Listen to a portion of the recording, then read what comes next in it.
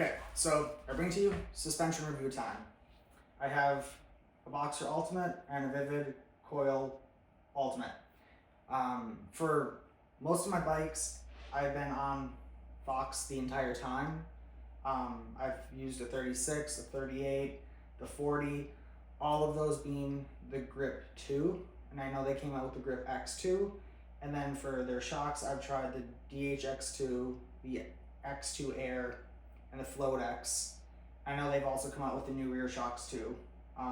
But I was curious to try RockShox, so I made the switch. Ultimately, I ended up loving it, and my new Enduro bike also has RockShox. So I'm gonna kind of do a review of kind of a comparison of Fox versus RockShox, with kind of doing the initial install, setup, and ride feel, just to kind of give someone an idea of the comparison of the two. And I know that ride feel is very subjective, but I'm going to just kind of give a review of how the whole process went for me and the comparisons and kind of the reason I switched and why I'm also a big fan of RockShox, and I'm going to be probably sticking with that for now on. So let's get into the initial setup of how to, I guess, install this onto your bike and what I thought was good and bad or whatever.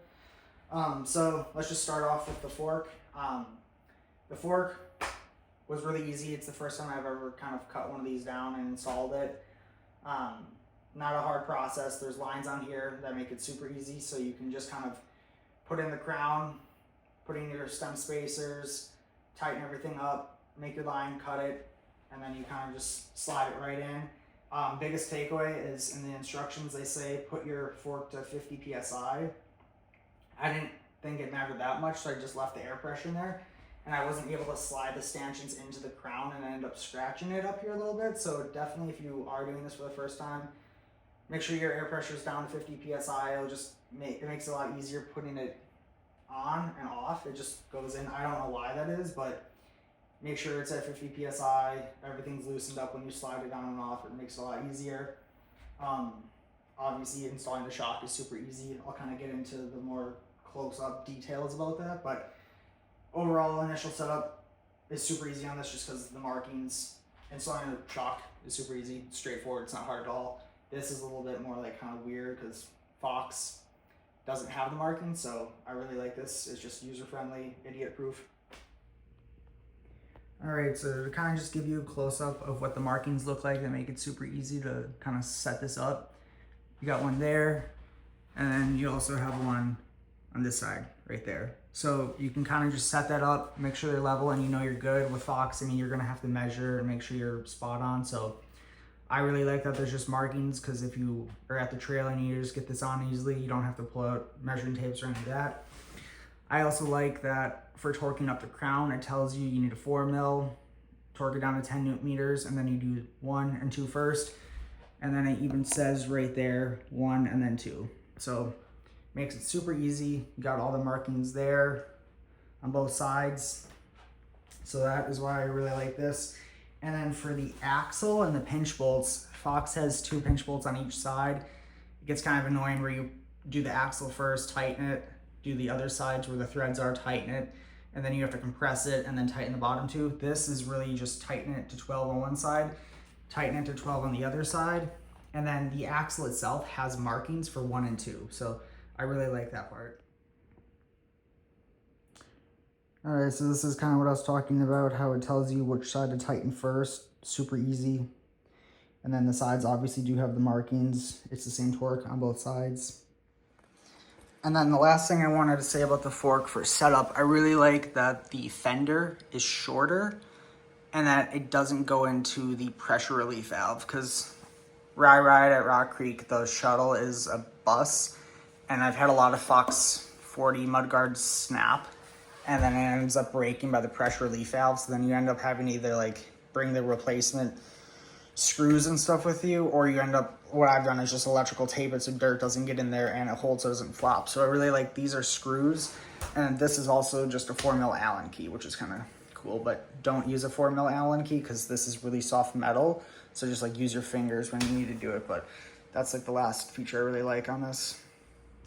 And then for the initial setup on the Boxer, they don't go by seg. They really go by enter in your rider weight.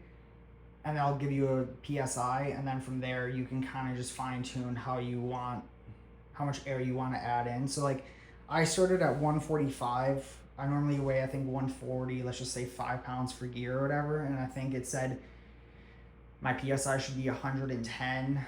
I ended up going at 112, which feels fine just because I felt like with braking forces, it kind of felt like it dove in the travel a bit too much. So the app was really close, spot on. I did the same thing though, where it gives you a recommendation for the rebound. I just do 2 clicks faster because I think it says 12. So I ran out of 14 and that actually felt really good. And then like compression, you kind of just figure that out. So like the nice thing about this is the dials are super easy to see. So right now I have like the high speed all the way closed.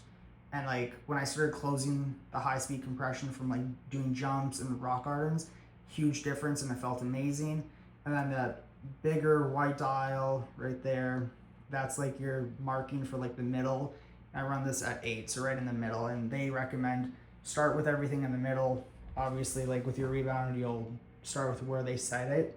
But I love this thing. I don't have any volume spacers in it, and a few other people I've spoken with, they don't run any volume spacers with it. So I really like a linear feel for my suspension, and I feel like this is a great setup where I can run it linear without having any issues with like really harsh, crazy bottom outs or like just blowing through travel, because I feel like it stays really consistent, and it also feels really good because with Fox, I feel like after riding for a while, you need to get serviced. I feel like this just feels really plush all the way through.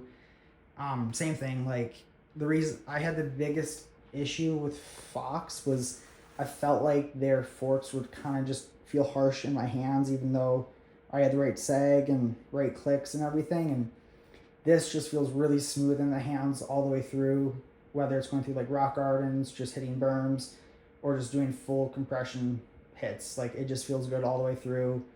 I can just tell where it is, and I think Pink Bike did kind of a good review where this is more of like a ground hugging feel, where Fox is more driving through the ground. I definitely prefer the way that this feels versus Fox. It could also be the 38 mil stanchions that just feel better, but my biggest issue with kind of the comparisons between Fox and RockShox was Fox their forks just felt too harsh to me in my hands. Even from the 38, I've ridden the 38 and 40, and it kind of gave me the same feeling, but this feels great all the way through.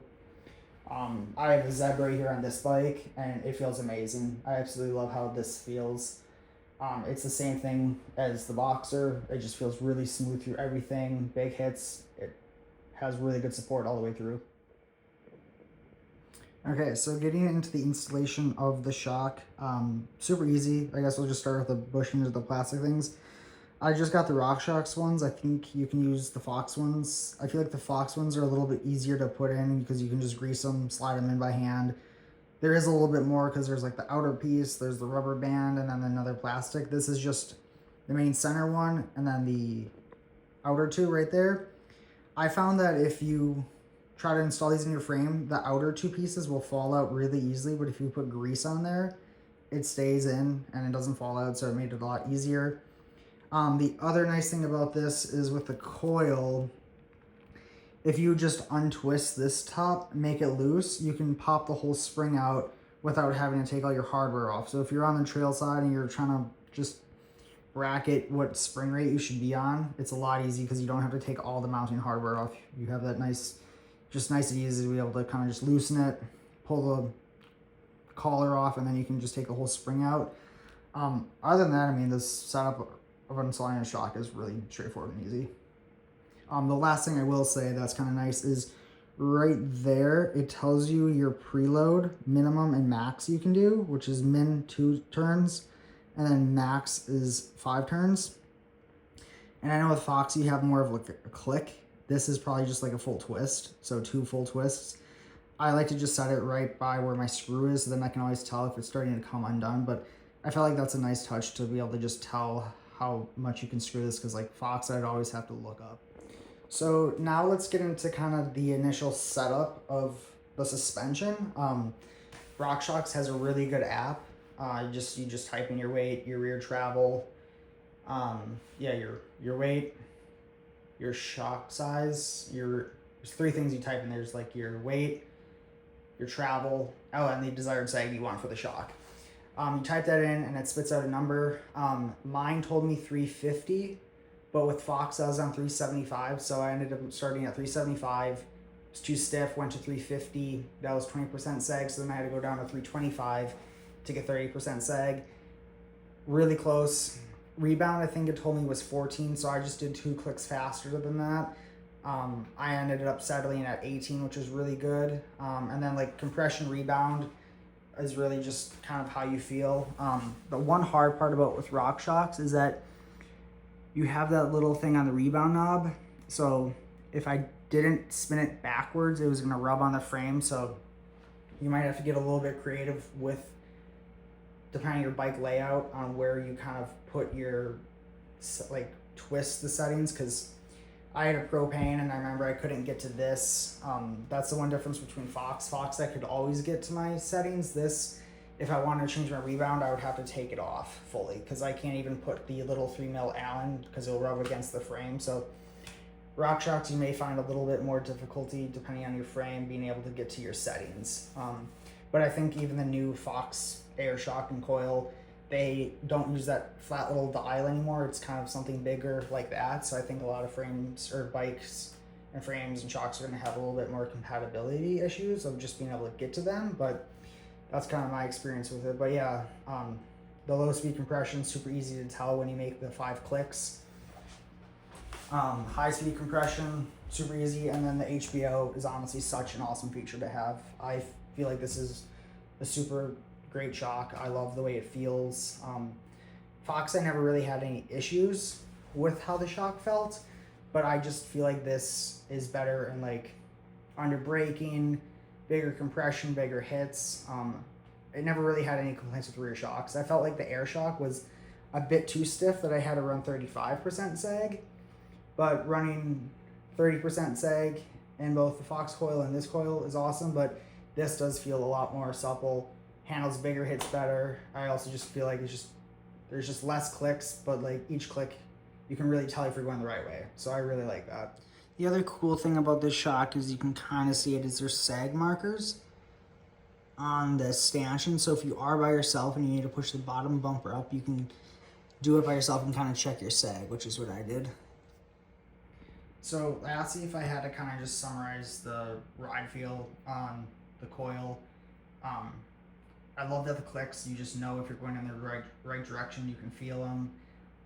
For just like going through braking, chatter, big hits, it just feels so smooth all the way through the travel. I think one thing I really like though is that I can really feel the bike moving underneath me without being bucked running the faster rebound. Like I can feel like it's just tracking, like the whole wheel is just moving out of the way, and I can just feel that it's just staying hugged to the ground. So it's just really smooth. I love the way this thing feels. So that kind of wraps up my reviews on my experience with RockShox. I just kind of summarizing, I absolutely love how the fork feels. It just feels really supportive all the way through. I just like knowing that when I make my clicks, I can feel the change and it's going in the right way, such as like closing the compression, speeding up rebound. I felt like with Fox, there's so many clicks and I just couldn't tell if what I was doing was right or not. But with this, you can tell it feels good all the way through. I'm not getting as much like vibration or hand fatigue in my hands, which is like obviously important when doing a downhill run. You want to make sure you can grip all the way through down. But yeah, I mean, the fork just feels consistent. It's there. I really like the setup process, super easy. And then the shock, or the coil, whatever you want to call it, it feels great. Really smooth all the way through the travel. Really fast and active without feeling bucky or kicky or whatever. I just like how plush and planted this bike feels with the new suspension I got going on.